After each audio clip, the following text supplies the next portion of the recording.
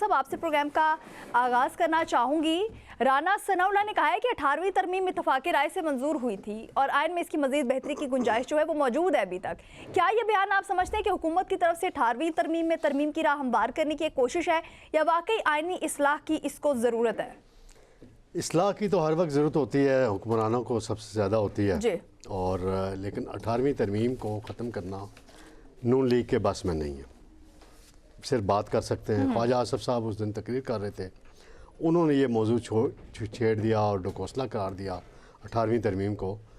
تو خواجہ آصف صاحب پہلے یہ بتائیں کہ انہوں نے خود 18ویں ترمیم کو ووٹ کیوں دیا تھا؟ جی۔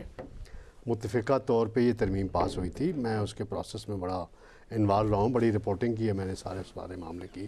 میاں رضا ربانی صاحب، اسحاق ڈار صاحب نون لیگ کی طرف سے نمائندگی کرتے تھے، چودھری نثار اسمبلی کا حصہ تھے، باقی لوگ تھے، تو اس وقت تو بڑی تعریفیں ہوتی تھیں۔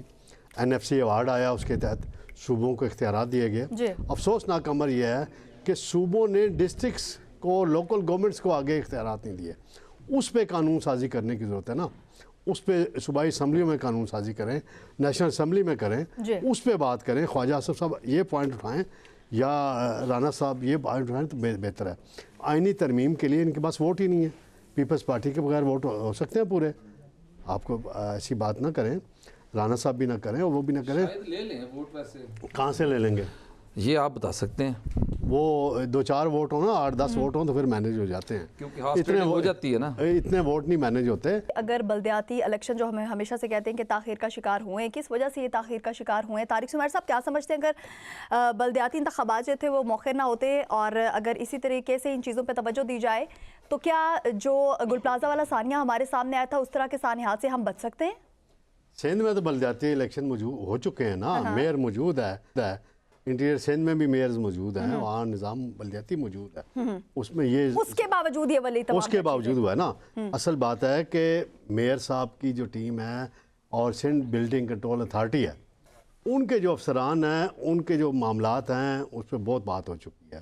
اس دن میں نے ایک بات کی تھی کہ جی ہفتے کا 60 کروڑ روپیہ سسٹم کو جاتا ہے، جی، تو وہ یہی اصل وجوہات ہے نا کہ جب آپ بلڈنگیں آئیڈینٹیفائی ہو جاتی ہیں کہ ان میں گڑبڑ ہو گئی ہے، ان میں یہ ہوا ہے، اس کے بعد آپ وہ بلڈنگیں کیسے پھر چلتی ہیں؟ جب وہ گوگا گن مین تھا الطاف حسین کا، جی، اس اتنا بااثر تھا، آپ کو پتہ اس زمانے میں ان کا طوطی بولتا تھا، تو یہ تو دعائیں دیں میاں نواز شریف کو اور راحیل شریف کو، سندھ کے عوام اور کراچی کے عوام، جنہوں نے بر وقت آپریشن کر کے وہاں امن و امان کا بحال کیا تھا۔